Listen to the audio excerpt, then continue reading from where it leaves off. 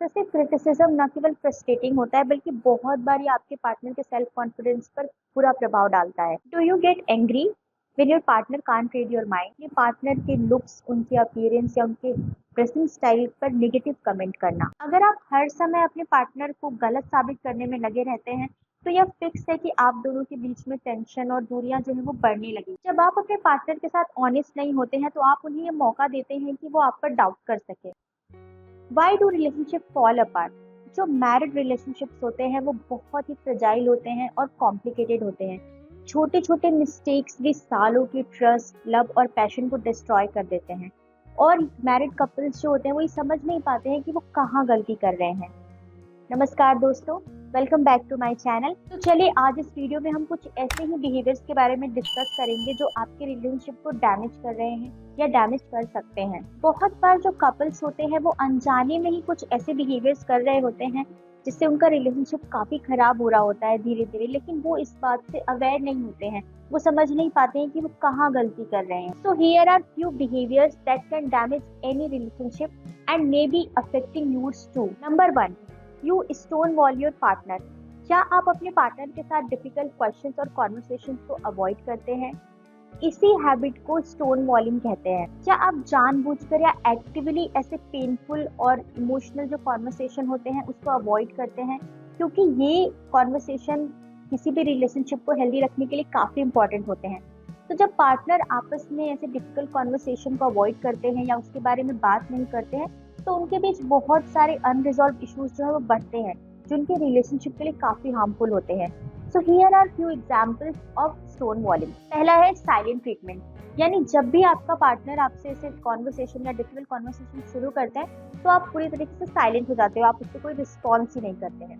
जो दूसरा है वो है चेंजिंग द सब्जेक्ट, यानी जब भी ऐसे डिफिकल्ट कॉन्वर्सेशन स्टार्ट होते हैं तो आप सब्जेक्ट ही बदल देते हो, आप कुछ और बात करने लगते हो। जो थर्ड वन है वो है लिविंग द रूम, यानी जब भी ऐसे पेनफुल कॉन्वर्सेशन स्टार्ट होते हैं तो आप बिना किसी एक्सप्लेनेशन के या बिना एक्सप्लेनेशन दिए अपने पार्टनर को रूम से बाहर चले जाते हैं। जो फोर्थ है वो है emotionally shutting down, appearing indifferent और डिस्कनेक्टेड ड्यूरिंग अ कॉन्वर्सेशन। जो दूसरा बिहेवियर है वो है you are to distracted.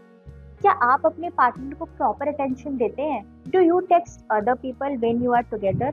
Never underestimate the value of quality time. जब आप दोनों साथ में होते हैं यानी क्वालिटी टाइम स्पेंड कर रहे होते हैं तो आपके पार्टनर को ये लगना चाहिए कि वो आपके लिए सबसे ज्यादा इम्पोर्टेंट है। लेकिन बजाय इसके अगर आप ऐसी सिचुएशन में डिस्ट्रैक्टेड रहते हैं, किसी और को टेक्स्ट कर रहे होते हैं या फोन में बिजी होते हैं या आपका फोन बार बार रिंग हो रहा है या आप कोई दूसरे अधूरे काम निपटा रहे हैं, तो हो सकता है इसके कारण आपका जो पार्टनर है वो बहुत ही नेग्लेक्ट और इग्नोर्ड फील करे। और अगर इस प्रकार का बिहेवियर बार बार होता है तो इसकी वजह से आप दोनों के बीच दूरियां आने लगती हैं और आपका रिलेशनशिप डैमेज हो सकता है। जो नेक्स्ट है वो है यू गेट डिफेंसिव। अगर आपके पार्टनर आपके बारे में कुछ ऐसी बातें कहते हैं जो आप सुनना नहीं चाहते हैं, नेगेटिव फीडबैक सुनना किसी को भी अच्छा नहीं लगता है। So how should you react? Defensiveness can be destructive to any relationship. जब आप डिफेंसिव होने लगते हैं तो आपके पार्टनर का जो भी कंसर्न होता है आप उसको सुनना बंद कर देते हैं। जबकि आपके पार्टनर अगर कुछ भी गलत कहते हैं या गलत बोलते हैं या आपको कोई उनकी बात बुरी लग गई तो आप इमीडिएटली उनको बोलते हैं।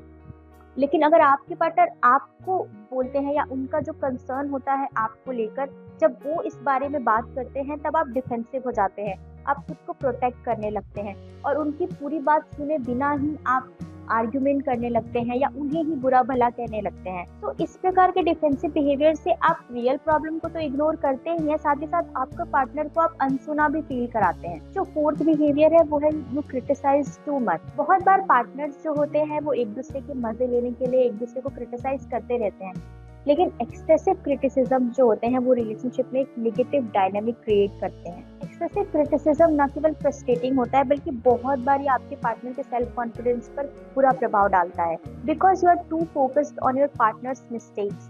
जो फिफ्थ बिहेवियर है वो है you expect too much. Do you get angry when your partner can't read your mind? Do you expect your partner to know what you want and what you are thinking all the time? But that's entirely unfair to them. या आपकी responsibility है कि आप अपने partner को बोल कर बताएं कि आप क्या चाहते हैं या आप कैसा फील कर रहे हैं। अगर आप अपनी फीलिंग्स उनके साथ एक्सप्रेस नहीं करेंगे तो वो कभी नहीं जान पाएंगे कि आपके साथ कुछ गलत हो रहा है या आप कैसा महसूस कर रहे हैं। अगर आप अपने पार्टनर से एक्सपेक्ट करते हैं कि वो मैजिकली सब कुछ जान जाए बिना आपके बताए, तो धीरे धीरे यह बिहेवियर आपके रिलेशनशिप को डैमेज करता है, यानी उसको डिस्ट्रॉय करता है।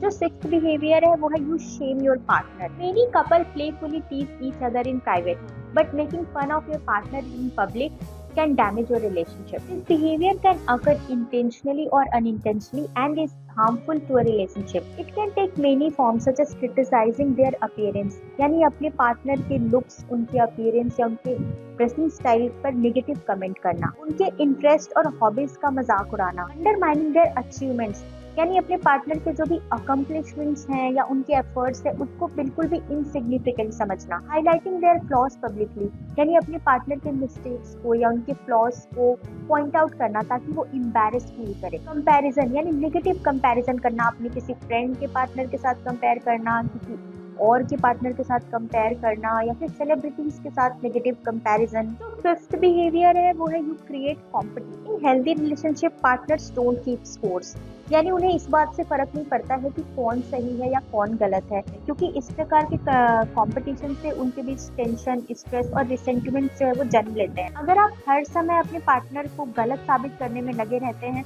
तो यह फिक्स है कि आप दोनों के बीच में टेंशन और दूरियां जो है वो बढ़ने लगी। इसके बजाय अगर आप जो भी प्रॉब्लम्स है उसके सॉल्यूशंस के बारे में सोचेंगे तो यह आप दोनों को खुश रखने में हेल्प करेगा और साथ ही साथ डिफरेंट सिचुएशन में कॉम्प्रोमाइज करना भी सिखाएगा, और साथ ही साथ आपके रिलेशनशिप को हेल्दी रखने में और लंबे समय तक बनाए रखने में भी हेल्प करेगा।